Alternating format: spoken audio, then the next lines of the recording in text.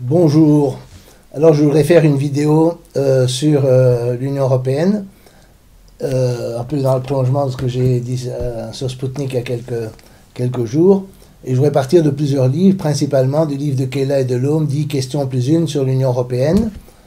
Ces auteurs ont aussi écrit La fin de l'Union européenne il y a un certain temps. Il y a aussi le livre, il y en a beaucoup, mais le livre d'Olivier Delorme, 30 bonnes raisons pour sortir de l'Europe.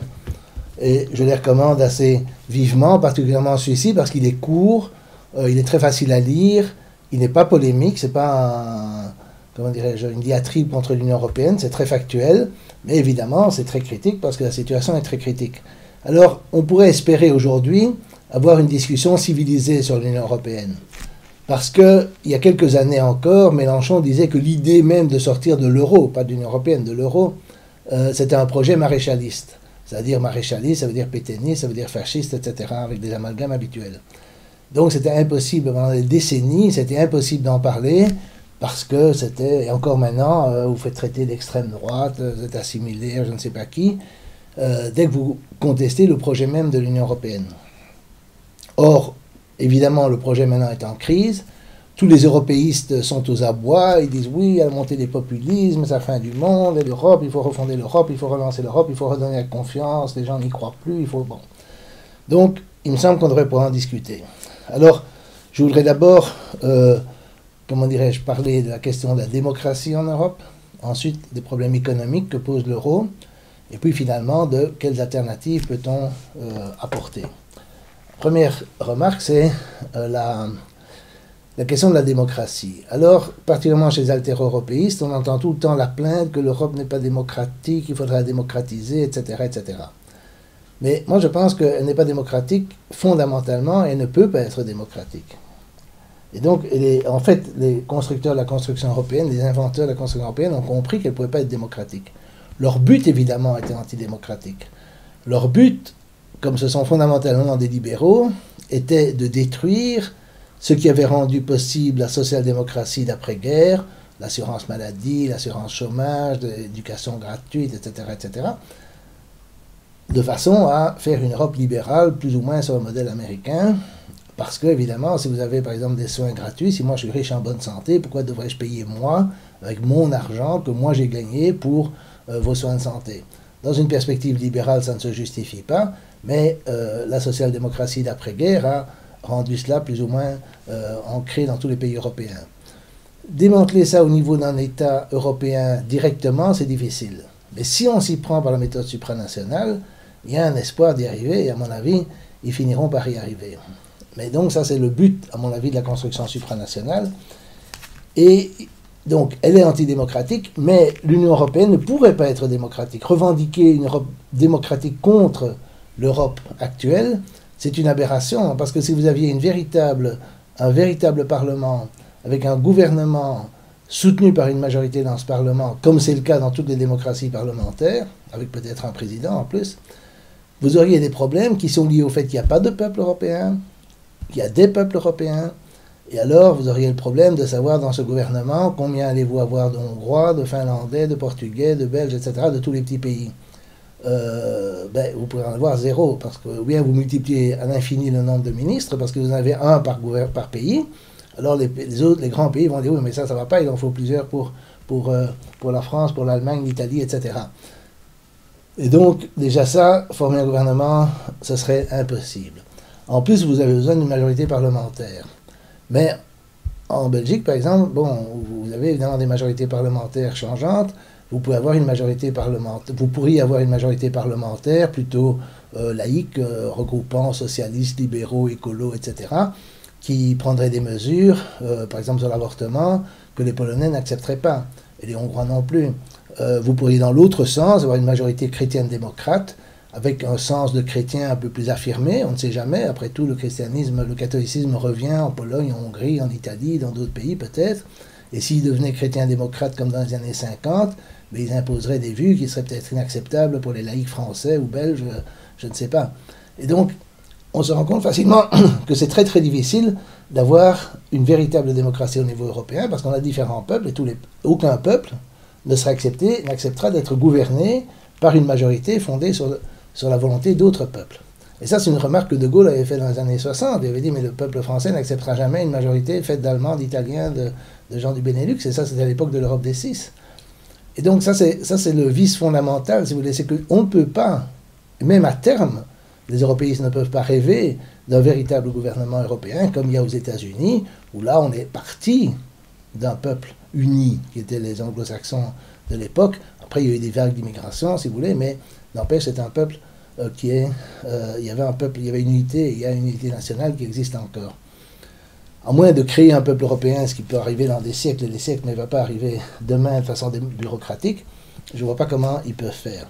Donc, sachant cela, et voulant néanmoins détruire la démocratie et la social-démocratie dans les pays européens, la façon de faire a été de gouverner par les traités, et ça c'est quelque chose sur lequel Kela et Delhomme insistent beaucoup, par la Cour de justice de l'Union européenne qui, d'une certaine façon, permet de faire des juridictions qui sont toutes libérales ou néolibérales et qui sont basées sur l'observation des traités. Mais leur interprétation va toujours dans le sens de plus de libéralisme, et en plus, il y a eu l'idée dans les années 60 de décider que le droit communautaire, c'est-à-dire leur droit à eux, supplante le droit des États-nations. Donc ça, c'est une première question pour tous les altéro-européistes. Qu'est-ce que vous comptez faire de toutes les décisions de la Cour de justice de l'Union européenne qui impose en fait une interprétation libérale des traités? Alors, quand on regarde les traités, quand on lit les traités, c'est d'ailleurs assez amusant de voir que les gens ne lisent pas les traités. Quand on leur cite des traités, ils rigolent, ils disent oui, mais ça n'a pas d'importance, etc. Que dirait-on de quelqu'un qui cite un article de la Constitution belge ou française et on dit on s'en fiche? Ben, c'est la même chose. Les traités fonctionnent comme si c'était une constitution, ils s'imposent aux États-nations. Asselineau, par exemple, cite tout le temps les traités et on rigole de lui, mais je veux dire, ça montre que les gens ne se rendent pas compte de l'importance de l'Union européenne. Alors l'article 63 du traité sur le fonctionnement de l'Union européenne interdit d'interdire toute entrave, interdit toute entrave aux délocalisations, aux mouvements de capitaux à l'intérieur de l'Union européenne, et ce que je trouve encore plus extraordinaire, à l'extérieur. Donc tout ce qui est délocalisation, etc., vous pouvez faire une croix dessus, vous ne pouvez rien faire pour vous y opposer. Donc évidemment, vous pouvez dire on va changer les traités. Mais vous avez l'article 48 qui, lui, exige l'unanimité. Alors, évidemment, vous n'aurez jamais l'unanimité. Alors, on peut dire, oui, mais bon, s'il n'y a que le Luxembourg qui n'est pas d'accord, ou l'Irlande, on va faire pression sur ces pays, ce qui n'est pas très démocratique, mais bon, pour qu'ils soient d'accord. Mais vous n'aurez pas d'accord, même tous les pays, sauf un, parce que les pays de l'Est vont insister pour maintenir la mobilité des travailleurs, les pays qui sont des paradis fiscaux vont vouloir maintenir leurs paradis fiscaux, des pays comme l'Allemagne vont vouloir une monnaie forte et d'autres pays vont vouloir une monnaie faible, on n'est pas d'accord sur la gestion d'immigration, on n'est pas d'accord sur la gestion des GAFAM. Comment pouvez-vous imaginer, c'est aussi une remarque de Kela et Delhomme, comment pouvez-vous imaginer que les pays se mettent d'accord pour modifier les traités? Donc ça, vous pouvez oublier alors toute entrave aux délocalisations. Ça fait déjà beaucoup. Et donc vous avez un projet qui est fondamentalement libéral et qui est fondamentalement irréformable. Alors maintenant, je vais passer à la question de l'économie. Alors, l'économie, il y a plusieurs conséquences qui sont assez catastrophiques. La première, c'est que cette obsession avec la concurrence empêche la constitution de groupes, par exemple dans les hautes technologies, de groupes industriels européens, comme par exemple Airbus. Airbus n'est pas un projet de l'Union européenne, ça a commencé par une coopération franco-allemande. Et c'est intéressant de voir ce que dit, et ça c'est cité par Delhomme et Kela dans La fin de l'Union européenne, c'est intéressant de voir ce que disait Attali, qui n'est pas exactement un anti-européen. Il dit on ne pourrait plus faire Airbus aujourd'hui. Donc on ne peut pas faire non plus des trucs du même style dans les hautes technologies. Attali dit la Commission européenne concentre toute son attention et ses efforts sur la politique de concurrence. Cela conduit à un désastre parce qu'une politique de concurrence sans politique industrielle s'oppose à la constitution de groupes européens de taille mondiale. Et donc, alors, ce qui est encore plus extraordinaire, c'est Delors qui, lui, assume complètement l'européisme. Il dit qu'il faut empêcher les États qui pourraient ne pas vouloir passer par la communauté européenne de fuir dans la coopération politique. C'est-à-dire, il dit que ce serait une fuite si, par exemple, l'Allemagne et la France voulaient faire des accords entre eux et qui ne passent pas par l'approbation de la Commission européenne.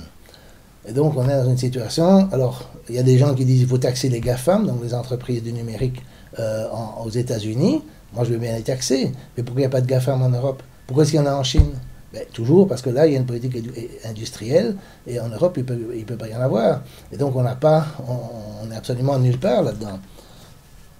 Ça, c'est un premier problème. Et l'autre problème, qui est spécifique à la zone euro, mais enfin, c'est une grande partie de l'Europe, c'est que quand on a introduit l'euro, on a décidé que des monnaies comme la lire, le marque allemand, le franc français, le franc belge, etc., avaient un cours égal de 1 à 1 pour les siècles des siècles.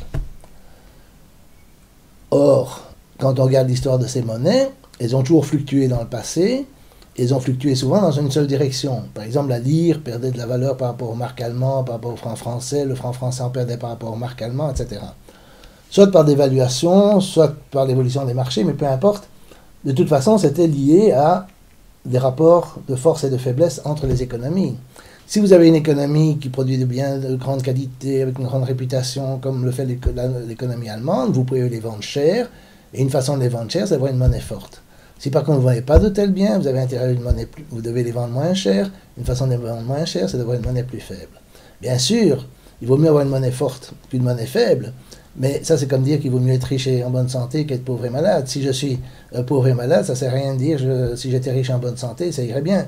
Si vous avez un tissu industriel qui n'est pas celui de l'Allemagne, ben, une façon de faire, c'est effectivement de laisser un peu se dévaluer votre monnaie de façon à regagner de la compétitivité.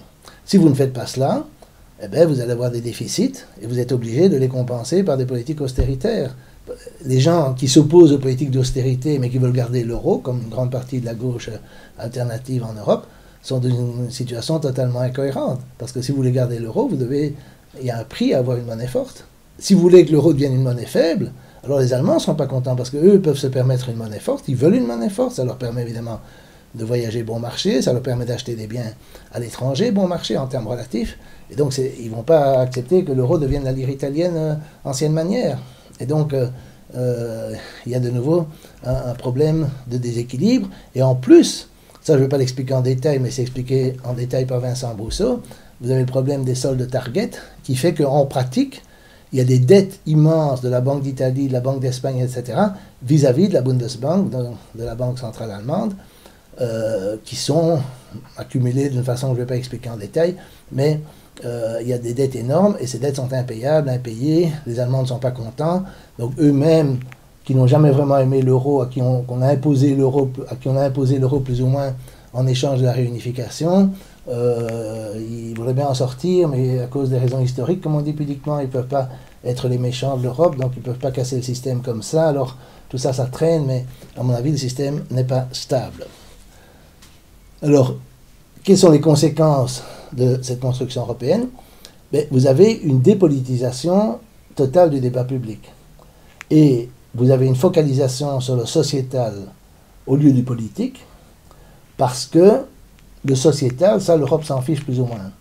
Et donc, vous pouvez vous disputer tant que vous voulez sur le mariage pour tous, sur le halal, le kasher, le voile, je ne sais pas, les piscines, les horaires des piscines, enfin, vous pouvez vous préoccuper de toutes ces choses plus ou moins symboliques, qui n'ont vraiment aucune importance pour le développement de l'économie, pour l'avenir de l'Europe, pour le chômage, pour les questions importantes. Mais là, vous pouvez vous disputer tant que vous voulez. Et comme vous ne pouvez faire que cela, il y a des débats passionnés, tout le monde se traite de fasciste, d'islamiste, de tout ce que vous voulez, d'islamo-gauchiste. C'est très amusant parce que, en fait, ça n'a aucune espèce d'importance. Vous pouvez jouer à pile ou face, ça n'a pratiquement aucune importance. Mais ces questions symboliques ont de l'importance parce qu'on ne discute pas de questions réelles comme est-ce qu'on va développer les biotechnologies, est-ce qu'on va développer le numérique traditionnel, est-ce qu'on va développer l'informatique quantique et des choses comme ça, qui sont développées dans d'autres pays, par exemple dans les pays qui sont en principe pauvres, qui n'ont pas la tradition scientifique, etc., mais qui nous rattrapent très vite, comme la Chine ou l'Inde. Et donc on est dans une situation comme je dis, absolument catastrophique, et où, comme on ne sait pas quoi faire avec cette construction européenne qui manifestement ne marche pas, et que personne n'ose l'affronter, on est dans une situation comment dirais-je, de fuite dans des trucs qui n'ont pas beaucoup d'importance en réalité, mais alors à laquelle on donne une importance et qui déchaîne les passions. Alors, qu'est-ce qu'on peut faire? Ben, à mon avis, le problème, quand on voit par exemple les positions en France, en Belgique, il n'y a même pas vraiment réflexion sur l'Union européenne, mais en France, il y en a un petit peu, et donc on a la France insoumise, et on l'a au Rassemblement national. Alors on a l'idée qu'on va désobéir au traité. Mais désobéir au traité de lesquels? Traité d'austérité, comme j'ai dit, c'est lié à la force de l'euro. Vous ne pourrez pas le faire éternellement. J'ai vu quelqu'un du Rassemblement national qui dit on va désobéir au traité. On lui dit, mais alors on vous infligera des amendes. Ils disent, non, on ne les payera pas. Ben, ça, c'est très bien. Mais alors, évidemment, vous êtes en rupture avec l'Union européenne. Et donc, il faut assumer, en particulier, la sortie de l'euro. Parce que vous ne pouvez pas continuer à fonctionner dans le système de l'euro si vous ne respectez pas des règles, puisque les Allemands ne sont pas d'accord, évidemment, pour que vous fassiez n'importe quoi. C'est ce qui s'est passé avec la Grèce. La Grèce a voté, ils ont fait un référendum, ils ont voté pour ne pas accepter les mesures d'austérité. Alors on dit, hop, on coupe le robinet, vous n'avez plus d'argent. Alors ils ont cédé, qu'est-ce que vous voulez qu'ils fassent? Ils devaient, le choix, c'était sortir de l'euro, à leur risque et péril, évidemment, ou bien accepter les traités d'austérité. Il n'y avait pas 36 solutions.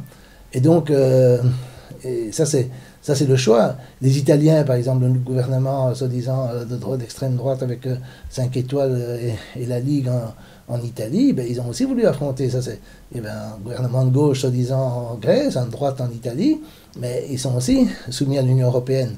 La raison profonde, c'est que pour recouvrir de la souveraineté, il faudrait rentrer en conflit avec l'Union européenne, avec les traités, et en particulier, il faudrait affronter la question de l'euro. Mais si vous sortez de l'euro, vous allez vous prendre des années de dévaluation qui auraient eu lieu petit à petit s'il n'y avait pas eu l'euro. Donc la drachme grecque ne vaudrait plus rien, la lire italienne ne vaudrait pas grand-chose, etc. Et donc ça aurait des effets inflatoires, et donc ça provoquerait à court terme, ou à moyen terme, des problèmes insolubles qu'aucun gouvernement ne veut affronter.